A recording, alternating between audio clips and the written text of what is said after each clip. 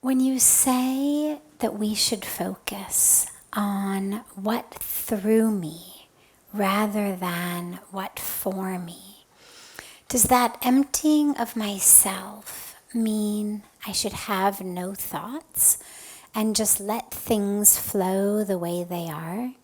That perhaps whatever needs to happen will happen? Or should I act?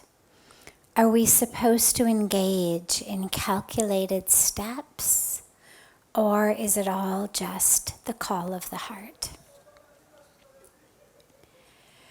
So one of the concepts that we speak about frequently is Puja Swamiji's emphasis on what through me, rather than what for me, as a way to live.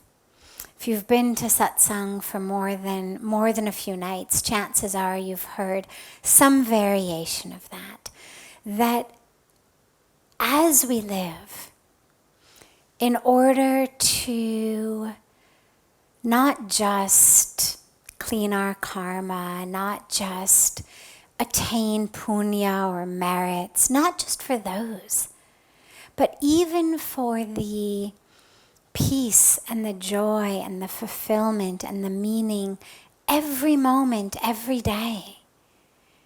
It's not just about, is it heaven or is it hell after you die, or what's going to happen in next birth, but rather right here, right now.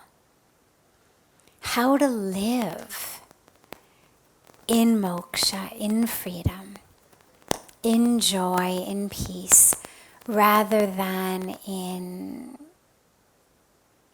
tension and stress and difficulty. So the what through me, rather than what for me, is a key. Of course, it's better for the world. It's better for using whatever talents, skills, abilities, intelligence, initiative we have in service.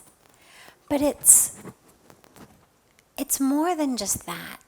When we say what through me, really what's happening is we are putting ourselves in alignment with the flow of the universe. There's a flow in the universe, much like there's a flow in the river Ganga. And the concept of what through me, when we ask ourselves what through me, it's literally putting us in alignment with that flow of the earth, with that flow of creation, with that flow of nature, divine nature, the will of God, whatever term we use for it. So it's something we speak about a lot. So now the question says, well, okay, if what we're asking is not what for me, so we're not moving through the world based on my desires, my ego, but rather we're asking what through me. Does that mean that I don't act? Does it mean that I don't think? Does it mean that I don't plan? Does it mean that I don't make decisions? Do I just assume that what's supposed to happen will happen? And the answer to that is no. And the reason is we are acting anyway. Even if I say, okay, I'm going to just let the universe flow through me. Well, that's also an action. Neither of the options is non-action. Neither of the options is not making decisions. Neither of the options is just sit here and wait and see. Neither of the options says status quo is best. both of them are actions. The only difference is the what for me is really in service of our lowercase s self. We spoke a lot about this the other night, the distinction between that. The lowercase s self being our ego, our false identities, our fears, our desires, all of that how we've always lived. All of that which comes easy, all of that which feels familiar. That's the lowercase s self. This is how I've always done it. This is what I'm afraid of. This is what I love. This is my ego. This is who I am. That's lowercase s self. And when I make choices about, well, what am I going to get out of it? Where is me in this? If the me that I'm asking about is the lowercase s self, so all right, I'm going to do that for you. What are you going to do for me? All right, that's lowercase s self. Capital S self gets by giving. The capital S self, our true self, our expanded self, understands that when I'm doing something for you, I'm doing it for me. Understands the oneness between us. And in that giving is also receiving. So when we ask what through me, it really is calling upon us all to act from that higher self. And it's not always easy, because a lot of times it shakes up, whether it's our inner world or whether it's our outer world. It shakes up our inner egos, our inner fears, our inner habits. A lot of times it calls upon us to make decisions that are not necessarily what the culture says. When I first came to India, and I knew this is where I was meant to be, I knew this is what I was meant to do, it was so right. And Puja Swamiji sent me back to America, briefly, thankfully, but he sent me back.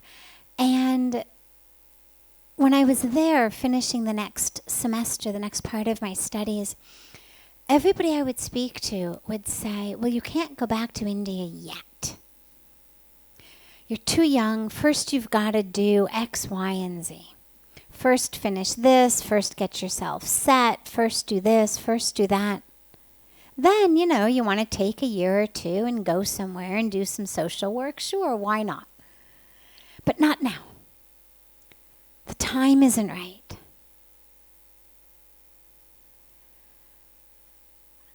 And yet I knew the time was right.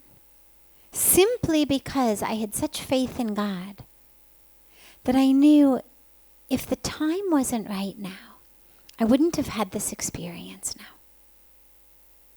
That God is perfect. God can do whatever he wants. If I wasn't supposed to be in India now, and rather I was supposed to, continue to sit in those classes now and continue to live in that world now, well, God wouldn't have given me this experience yet. He certainly wouldn't have given it just to dangle it in front of my face. And so when we're on that cusp, or when we're at a fork in the road, or when we're at a point where we're looking at our lives, neither of them, neither saying what for me nor what through me, is served by doing nothing. What for me? Of course, well, I've got to go out and grab and, do whatever I need to do for my own ego. I've got to, make sure you give me my due. I've got to make sure I have enough, earn enough, get enough, do enough. All the things that the ego worries about. I've got to make sure that my fears don't manifest, that which worries me doesn't come to pass. There's a lot of work to be done. The ego doesn't let you just sit and wait. But conversely as well, when we're talking about what threw me, it also isn't, well, I'll just sit here, and when God wants me, well, He knows where to find me. It's not about that. It's about, how can I make a decision that is to allow the universe to flow through me, to allow myself to be in alignment with that river, with that flow. And that also is action. It's just acting rather than in service of the small self, rather than in service of what am I going to earn, what am I going to gain, my house, my car, my family, my bank account, my this, my that, my fears, my expectations. Or even my small world. My children, my spouse, my parents, my house, my relations, my people, my community. Rather than that, it's an expansion into how can I really be in this river of life that flows and flows and flows and gives and gives and gives and nourishes and nourishes and nourishes. How can I be part of that? And it's not always big. Doesn't always mean you're going to go out and, form an NGO or become the president of a country or, do something on that level. It's all about the parts and the pieces. There's a beautiful story in the Ramayana when Lord Ram and all of his army are building the bridge to Lanka, where they're going to rescue Sita from Ravan. And he sees these squirrels that are rolling in the sand and bathing in the water and rolling in the sand and bathing in the water. And he says, what are you doing? We're building a bridge here. We've got a war to fight. Sita Ma's been abducted. And the squirrel says, we're so sorry, we're so little, we're so weak. There's not anything really that we can do to help you build this bridge. We can't carry boulders. We can't do anything of any great import. We're not going to be very good in the army of fighting the war. We can't rescue Sita Ma. But what we realized we can do is if we get ourselves wet and then we roll in the sand and then we go and bathe again right where the bridge is being built, slowly, slowly, slowly, we can move a bunch of the sand from this beach into your bridge. So, okay, it may not be as much as the big boulders. It may not be as much as the big animals can carry.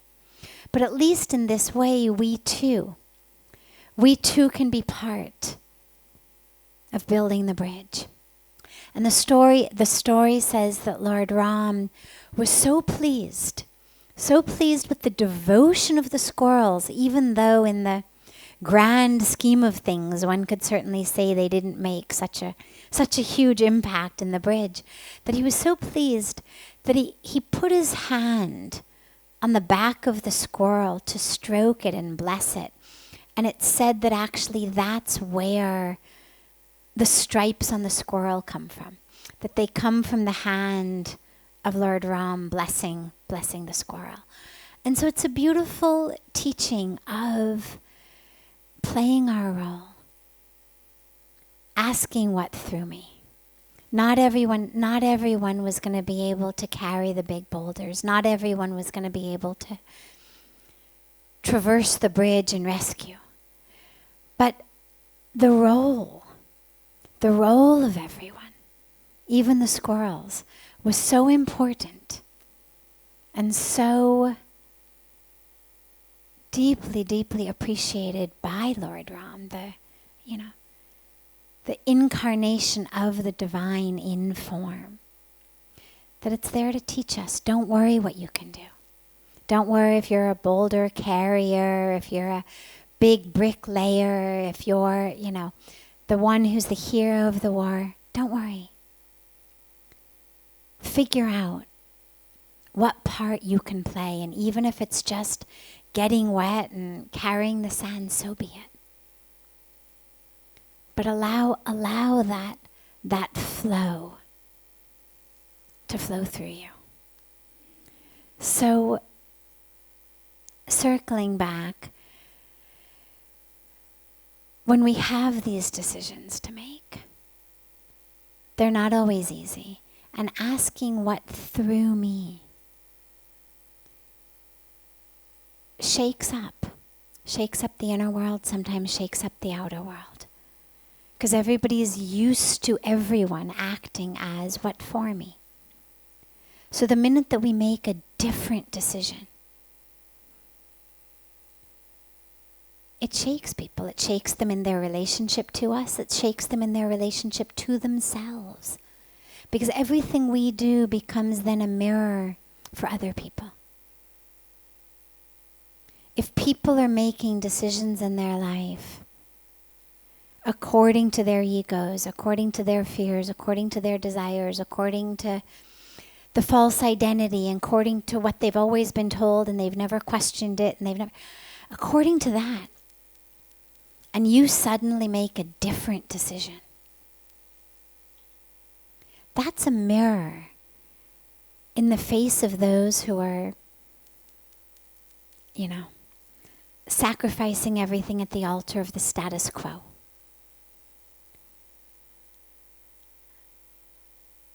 And a lot of times that's very threatening for people, because a lot of people don't want to look at their own life decisions. And so this is where it requires sometimes some internal courage. But we remember, of course, that courage comes from the root, the same as the French word cœur, which means heart. So courage is not, I'm going to push you out of the way, or I'm going to hurt you to make my decision. I'm going to hurt you to carve my path. But rather it means I'm going to do it with an open heart of love and compassion for the world. But also an awareness that I, not so much lowercase s self, but my capital S self, am also part of that same world. And so the same love and compassion and care and service that I'm looking to give the world, I also have to extend to myself.